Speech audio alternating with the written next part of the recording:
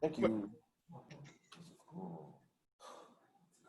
All right, so my name is Chad Flenar, and I'm the ACD at Rollins Hall. I use the he, him, his pronouns, and I have Quinton with me here, and he'll introduce himself. But we're going to be presenting, interacting with the residents with y'all. Good afternoon, everybody. So again, hello again. My name is Quinton. I'm one of the community directors at Kerr Hall. I use the he, him, his pronouns, and Chad and I are ready to get this rolling. All right, so some learning outcomes for today is RAs will be able to identify at least 3 different strategies to effectively interact and develop relationships with their residential population. RAs will be able to develop at least 1 strategy to navigate difficult conversations with residents and appropriate resources to refer residents to. RAs will be able to articulate clear boundaries between residents and themselves. All right. Okay, so first off, navigating new residents. You have to remember that each resident is a singular individual. There is no cookie cutter way to develop a relationship with your residents. It's going to vary differently between every individual. For example, just like it would be easier to develop a relationship and a conversation with me if, say, the topic was either on like sports or food or even cool woodworking projects. And it's going to vary differently with, say, Quinton or Sarah or anybody else. So you're going to see that in your entire hall. Each resident is a singular individual. And so on that note, get to know them each individually. Use communication types and styles, whether that's auditory, visual, kinesthetic, which is, actively doing something with your hands. It's kind of similar, like if y'all have heard of the different love languages, like acts of service, quality time, physical touch, gifts, words of affirmation. Everybody is kind of wired differently to what they see as a quality relationship between you and the resident. And so a way to kind of kickstart that, or even after you have determined how to develop a quality relationship with them, you are going to need to connect your individual to your wing or your floor community, and then your campus community to help them flourish in that individual wing community that you have. And lastly, communicate with your ACD or your CD. Just keep in mind to ask your supervisor about what ways they have experienced relationship building with past residents. What does that look like to them for certain groups, certain wings, certain identities, and so on and so forth. All right. So for everybody who has ever lived on campus, oh, wrong slide. There we go. So the time has come for our halls to be filled again. However, in the time of COVID-19, what do these interactions look like? From all of our previous residential experiences or staff experiences, community building and interaction with your residents is vastly different from how we are accustomed to interact with people previously. So when navigating new residents in your buildings this year, in your community, keep in mind, encourage your residents to still wear their mask in public spaces. Hey, don't let it slam. Public spaces and in common areas as per CDC guidelines and university guidelines as well. Maintain social distance where applicable. Now we know we're not expecting our residents to be socially distant per se in their own living spaces.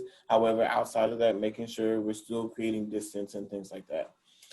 Be mindful of who you spend time around, because as we've covered previously in the previous few days, contact tracing is a thing, and we'll just have to be vigilant who we're around just in case there is any potential for exposure.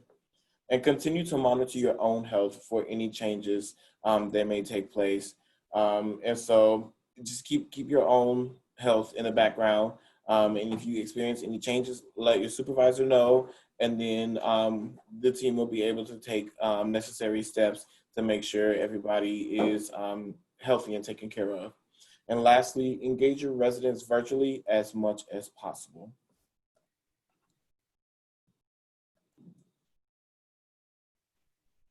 Perfect. And also, does anybody have any questions or comments so far? You can always type in the chat and I'll see that pop up. So I'll give you like 10 seconds to either walk up to the front.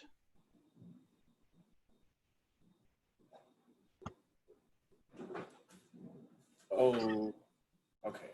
Well, yeah, I didn't see any hands yet. Cool.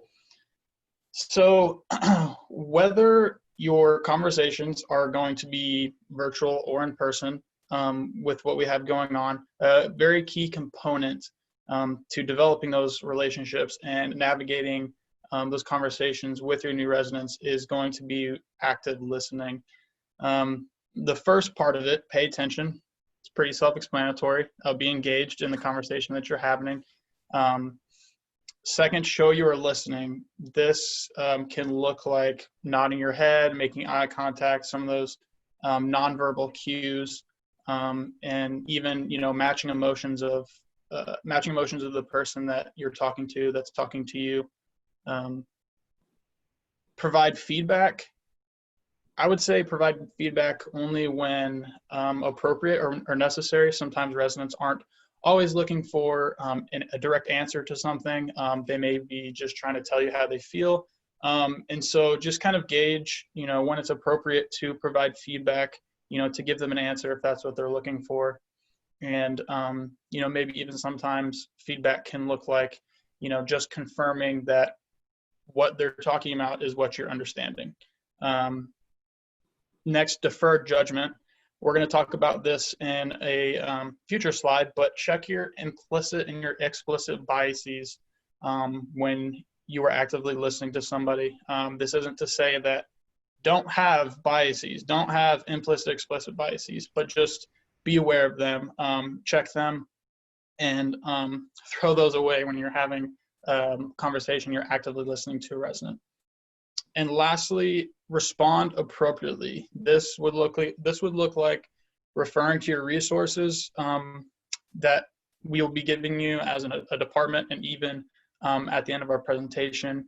And just make sure to follow up with the resident after you've listened, to make sure that if they were looking for an answer, that they get something as close to that as possible, or just check in to make sure how they're doing with the topic that they were talking to you about. So I'll throw it to you, Quinn, for the next one. All right. So when entering a conversation, one must remain as objective as possible. Speaking from experience, sometimes we have those residents who are just bothersome. There's no way to put it. They just always need something, always want something, always want to come talk to you and tell you about something. So in cases like that, it is important for you to remain as objective as possible. You may have your own feelings about the individual, but in our role, we are here to provide support and just be able to create a space for the residents to be able to share information with us, and then we can share that appropriately with our supervisors.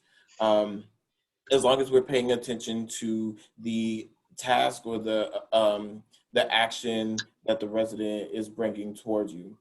Call on another staff member, whether that's another RA, your ACD, or even your supervisor, to sit in on a conversation that you are not comfortable with in terms of subject matter. So there are some conversation topics, for example, sex. There are some religion, political topics, or just other topics that make people feel a little uncomfortable. If you need some additional support in the actual conversation, let your supervisor know. This also comes to when you're doing roommate mediations. There are some topics that, I kid you not, are when my roommate doesn't make their bed the way I like, and you're kind of stuck because how do you really respond to that? And so being able to pull in extra people into the conversation is a great help. And refer to protocol when necessary. We do have a fairly detailed step-by-step guide on how to handle a majority of situations that you could potentially encounter. Now, I'm not saying you will encounter every single one in the book. I hope that's not the case. However, there are also some things that we just cannot quite predict, like somebody deciding to jump into a dumpster or something. There's not a protocol for that. But definitely using your problem solving skills and coordinating with your peers and with your supervisors on how to navigate situations is a great help. And lastly, check yourself.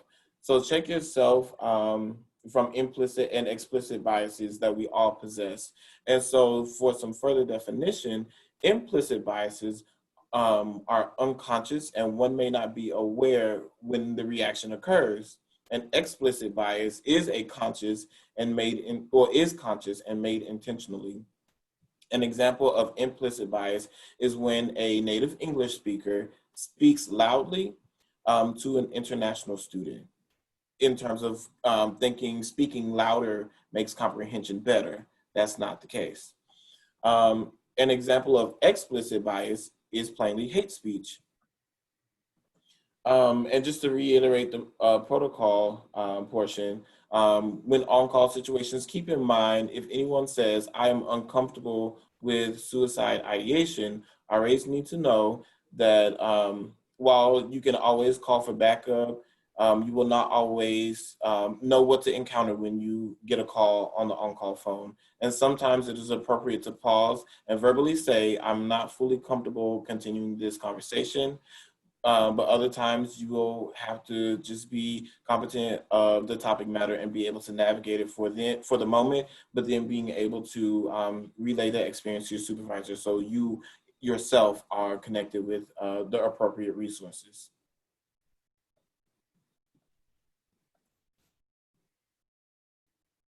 So I'll pause for another, 10 seconds or so just to see if anything comes up for y'all. I haven't seen anything in the chat yet.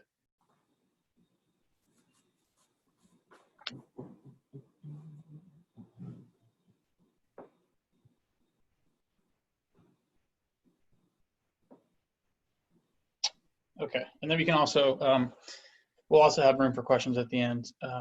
But next, we're going to talk about boundaries, those pesky boundaries, how important they are though. It is important to set clear and concise boundaries and avoid exceptions. What this basically means is set clear boundaries that are applicable to your entire community, that are applicable to everybody that you're encountering in your wing. Don't make exceptions, to certain people that you may have already known before they came to your wing. If you're already friends with them, don't, make exceptions to really different, I would say different conduct scenarios. I mean, you shouldn't be anyways, but, make sure that they're as objective as possible, just like we talked about earlier with Quinton. Pay attention to when boundaries are crossed, their effects on you, and effects on the resident relationship. It's really important to look at it from the bigger picture and say, and play the scenario out in your head. How is this going to affect me? Which direction is it going to put me? Is it going to be harder to navigate future problems or issues, conflicts, or even just normal conversations with this resident or this group of residents in the future? And this, I would say this is especially important even to consider outside of the hall. Obviously, during this time, more things are closed, but when you do encounter residents outside the hall, say around campus, during intramurals, clubs, organizations, class, campus events, or even if you're off campus, just keep thinking to yourself, how is this interaction going to impact my relationship with my residents inside the hall? Everybody's heard also the term, well, at least most people, you can't pour from an empty glass. If you haven't heard this expression, it basically means that if you are a very service-oriented person, you give, you do things for other people to the point of just complete exhaustion. It's a little hard for you to keep giving and to serve other people if you have nothing left to give. So boundaries is kind of what prevents that and prevents you from, I would say, over giving. That's kind of a weird term, but to just prevent yourself from tying yourself out so that you can constantly give and serve if you're that type of person.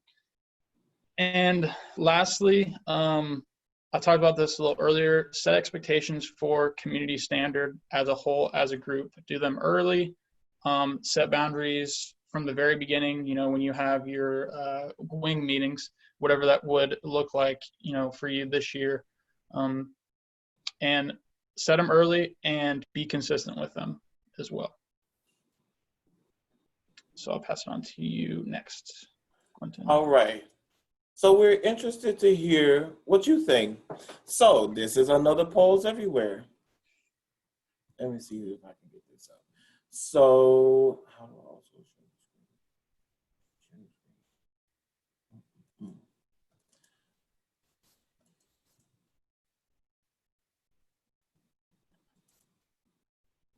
Okay. So the first prompt is, what are some actions and behaviors from residents not acceptable to you? And go ahead and text QLane 499 to 307-607 if you want to share. And we'll see the responses as they come in. Can you all see the responses coming in? Yeah, Yes. I can. Okay. Yeah, I can see them. Okay. So some coming in already is racism, homophobia, transphobia, smoking and drinking, hatefulness, drinking, being ignorant.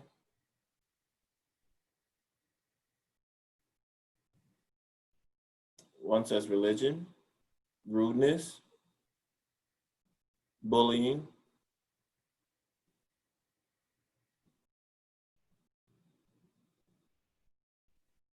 calling someone derogatory terms even when being playful, hate speech, closed-mindedness, drug use, refusing to wear a mask. What was the question? Xenophobia. So the question again was, what are actions or behaviors from residents not acceptable to you? The degradation of others, sexism, politics, drugs.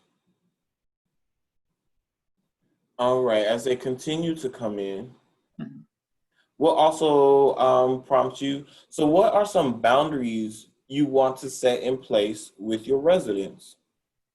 What are some boundaries you want to set in place with your residents? And then Quinn, I think it might be easier if you clear the responses from the last one. So everybody can see clearly the next prompt.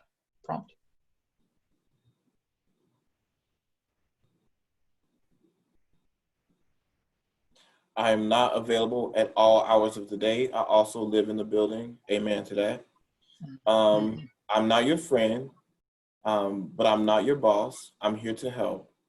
I'm here for them, but ultimately will do my job. The difference between being an RA and being a friend. Not getting too comfortable. Don't talk to me about your conquests. Residents aren't friends. I'm here as a support system, but the power dynamic won't allow a true friendship. Contacting the designated on-call RAs so easily on easily addressed situations. I'm not your best friend. Some other boundaries for residents, the boundary between being a friend and being an RA. You cannot come into my room. I need my space. Responding to all emails, Teams messages, even if it's a thumbs up.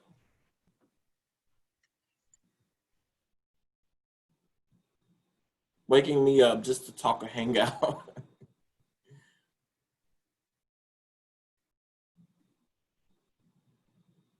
Not a parental figure, but a mentor and support. Know that I am seen as a role model 24/7. Why is Chad so smart? That's a good Telling question. you said what? I said that's a good question. Telling me about things they shouldn't be doing. That's right, because then you have to report it. Knowing that I am only human too. Education first, RA second.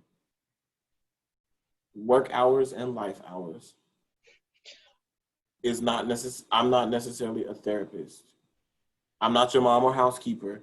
Amen. Keep your space clean. Yeah, that's a Don't lot of stress me out. that's a lot of that's a lot of good responses. These are excellent responses. These are great. And so we have another prompt for you. What are some boundaries you have for yourself and for your interactions with residents? The last prompt was kind of more geared to like what do you want to put in place, and maybe this is more for returners, but what are some boundaries that you have for yourself and your interactions with residents that you have already maybe implemented currently or in past years?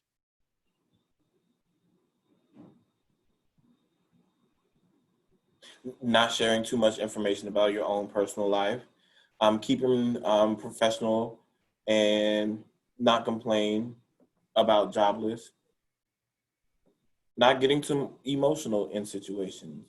Don't give them my Snapchat until the end of the year. We'll put a pin in that and come back to that momentarily. Being approachable, but not too friendly. Some boundaries some of you all have for yourself is clearly communicating times that I'm available for non-emergency situations.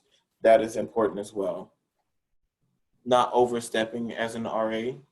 I'm here as a worker, not a friend. You need your me time. Not making their problems my problems and that I can't save them from their mistakes. Not dating residents or your ethics agreement, that's right. Setting an example of being a leader on campus, not sharing social media. I need to be able to take care of myself first before being able to help the residents. Understanding that they are students too. Always wear your mask, stop the spread of gossip. Calling on the second RA when needed, especially in emergency situations or with on-call responses and just not too sure how to handle it. Realizing I can't fix anything. Don't get too attached to your residents. Keep it professional. Keep it professional. I definitely too want to, even from the first prompt, kind of want to unpack, some of these responses.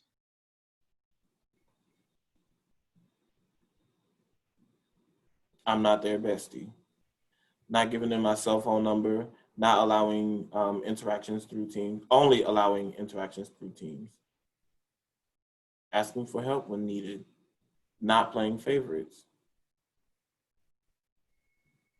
Thank you all for all of your responses. Go ahead.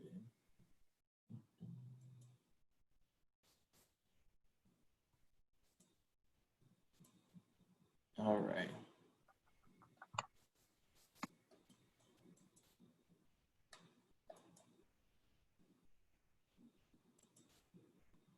All right. So, Jay, you want to unpack some of those? Yeah, just some of the previous ones. I know these, these kind of text to respond.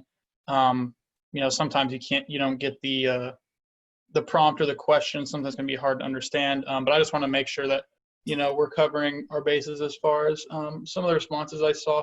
Y'all had really good responses for the first one of what actions or behaviors are not acceptable to you. I just want to make sure that we do realize, I saw some responses for say religion or politics, and keep religion to yourself. And I want to make sure that we are not there's more to that, I'm sure. People realize that when you respond, but I want to make sure that we're not discriminating upon based on certain religious beliefs or political beliefs. there's a lot to that. It's not just cut and dry. But I just want to, keep that in mind when I saw some of those responses in there, if that makes sense.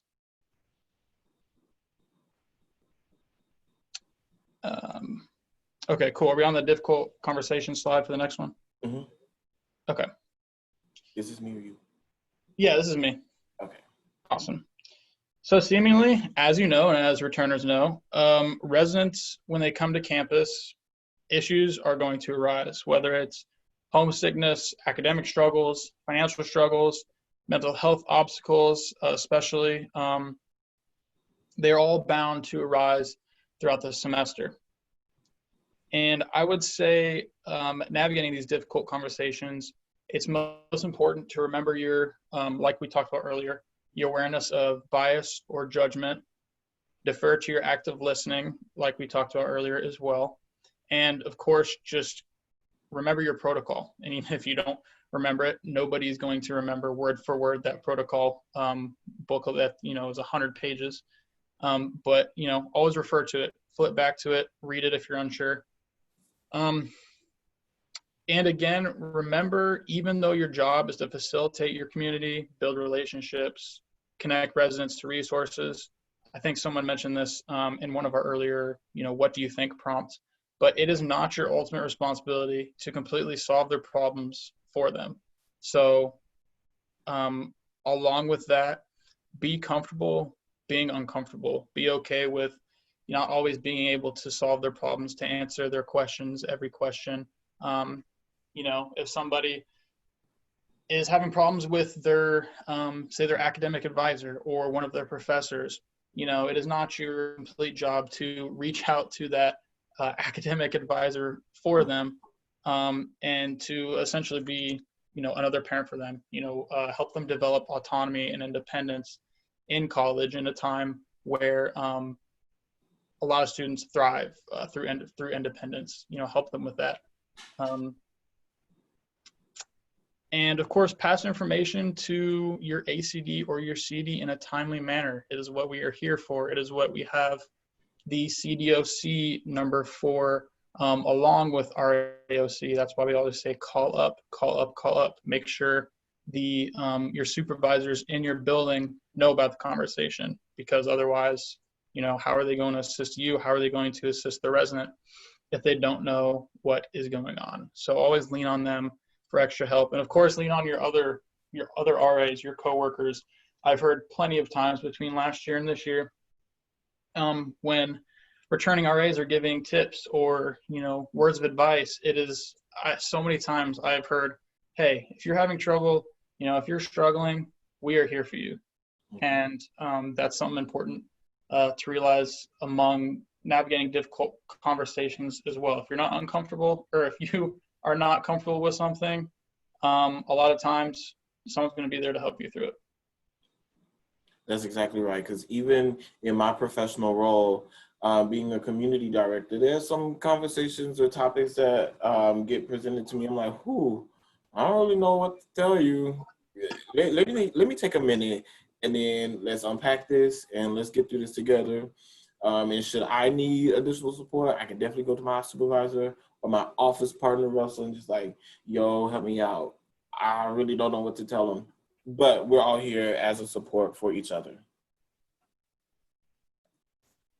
All right. So when it gets to be too much, know your own limitations. Being self-aware will take you very far, especially in a position like this, whereas when you, again, are on call and you just don't know what the call is that you're going to get, knowing your limitations is going to be very beneficial to you.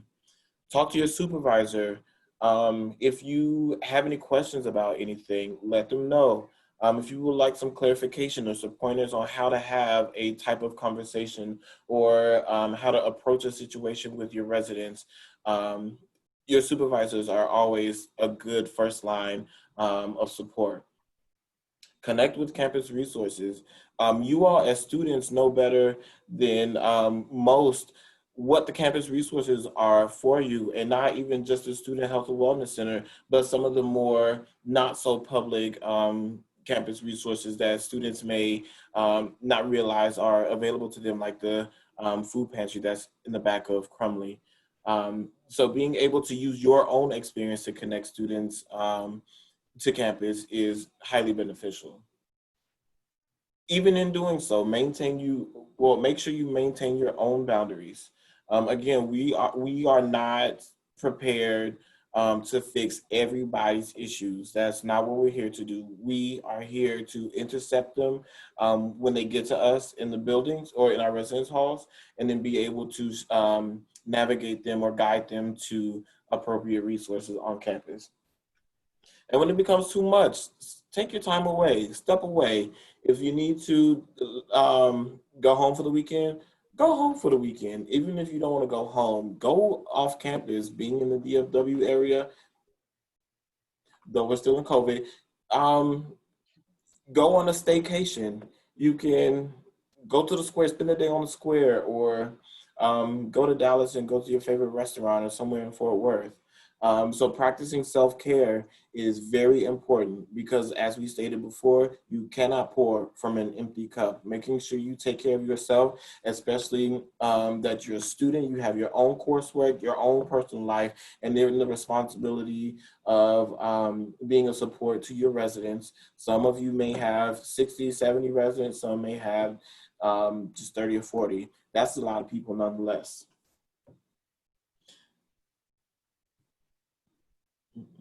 And so, so I'm interested in hearing from you all. So just be prepared. We're going to call on folks. What does self-care look like for you? What are some of your favorite self-care activities? We're interested to hear. Come on, Rollins. I see y'all in discussion. Oh, I see. Is that JT? I see JT coming up.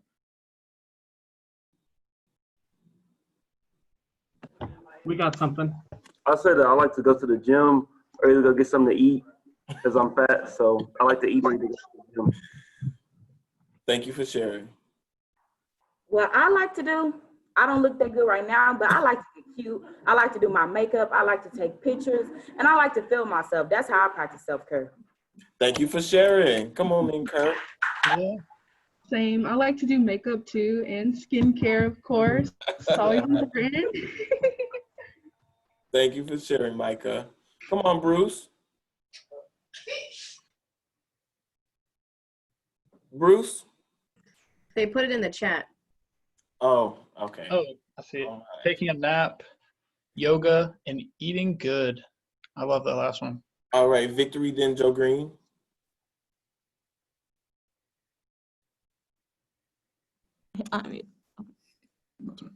Yeah, so I like to like write poetry, play the piano a little bit, just do different art things. All right, so being expressive, like that. Thank you for sharing. Come on, Joe Green. I like to play the piano, and that's relaxing to me. All right, thank you for sharing. And lastly, Julie. Okay, so I'll speak for our staff. So they said running, working out, taking a shower, Netflix, eating. I personally like to read and take naps. Draw, artsy stuff. That's it. Thank you all for sharing. So what I'm hearing you say is all of these are some items that you, or like some things you do to recenter yourself, to bring you back like a sense of peace when things get kind of hectic with schoolwork and with just interacting with people. Are these also things that make you smile, make you feel good inside? Are these things that fill your cup back up so you're able to continue to give service to your residents? Thank you all so much for sharing. Those were great. They were great. And I just want to say I love how Joe Green, how they're in the Crumley Comments room and they can like zoom in on themselves. Yeah, Will is not as close as it looked like. That's great. Okay. And actually, and Quinton, I forgot earlier we said we were going to put a pin in. It was something about social media, about Snapchat. Oh, yes. So when it's too much. Okay, so let's backtrack a little bit. So talking about some boundaries, how many of you, again, I am looking for you all to respond. How many of you share all of your social media handles with all your residents at the very beginning of the semester? How about y'all in Maple? Do y'all do that? And since there's just kind of a short answer, y'all can probably put it in the chat. Hansar, y'all too. Do y'all do that? Do you share all your social media handles to all of your residents at the beginning of the semester? Alex, it looks like Alex said no. Come All on. caps, no. Oh, you can just unmic.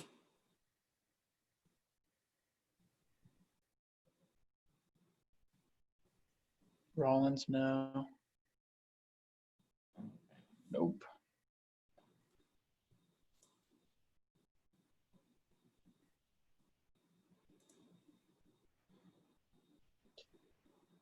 What did the chat say or look like?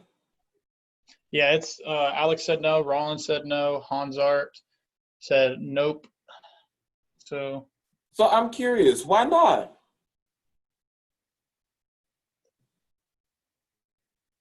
someone tell us why not on camera. Is that Jacob? Oh, Maple, yes. Why So, not? Maple is shouting out liability, Liability. privacy. What else did y'all say? That's just weird. That's too close for us. So that's some of Maple's answers. Thank you, Maple. Bruce. Bruce, what y'all looking like? Okay, go ahead, Bruce. Oh, sorry to interrupt. So we just we all agreed that setting boundaries is important, and like sharing too much of yourself can kind of go against that, you know? Yes, thank you for sharing. Also, like if you share social media and your residence does something and you see it, you have to report it too. That's exactly right. Thank you for saying that, Bruce. So just so you all are aware, since we are also CSA, Campus Security Authority, if we see something that is against the Code of Ethics, the Student Code of Conduct, or against housing policy, we have to report it. I can remember when I was in grad school, it was the day after move-in, one of my RAs came to me with a video that one of his residents posted on Snapchat with a duffel bag full of alcohol. They had not been in the building 24 hours. Guess what I had to do? I had to document and write a whole report that went through the conduct process, and it was a whole lot to do by the first day of residency. So if that, sharing your social media, that is exactly what could happen. And your personal number too. What was that, Quinn? I said, and sharing your personal phone number too. Mm-hmm.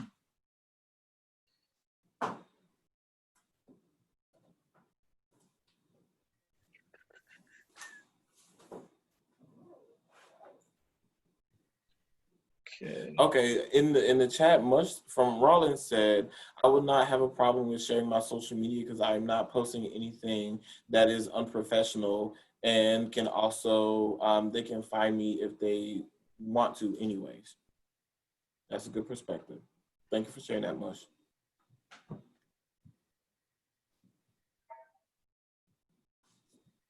Okay, so we're continuing on here with the current slide.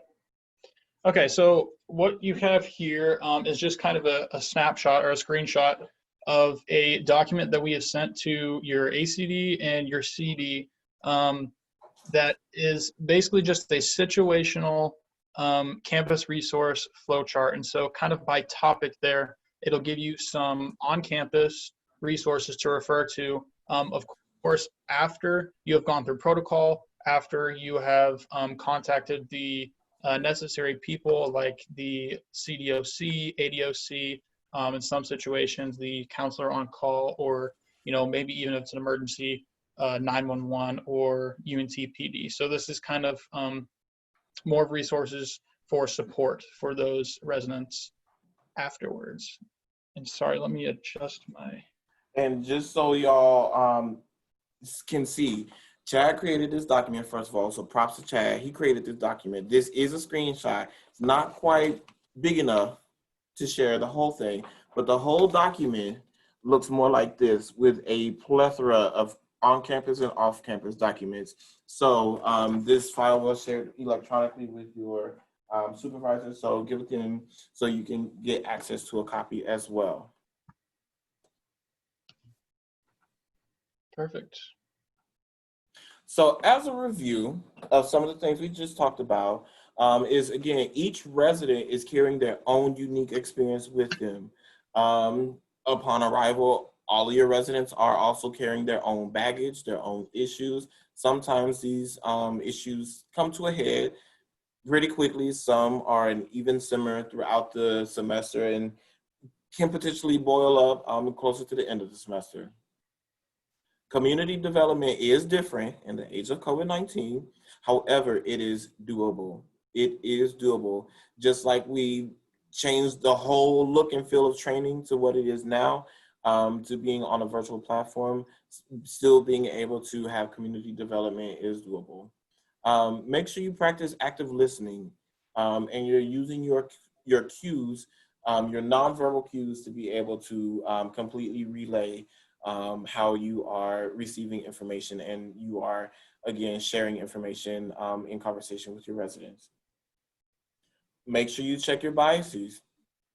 Difficult conversations are bound to happen. So as we've said before, get comfortable with being uncomfortable. We're all here to grow. And in the meantime, call up and seek support. All of your professional staff members, the grads and the CD team are here for support. You can also rely on veteran staff members to provide that support as well. So that's all we have for you all. Are there any questions on anything we talked about? Would anybody need any further clarification?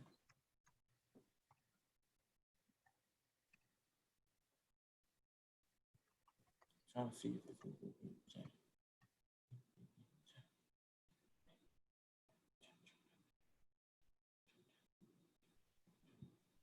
Yeah, I don't see, if you want to, it might be easier to see all the cameras. If you want to stop sharing the screen, then we can see if anybody's trying to flag us down.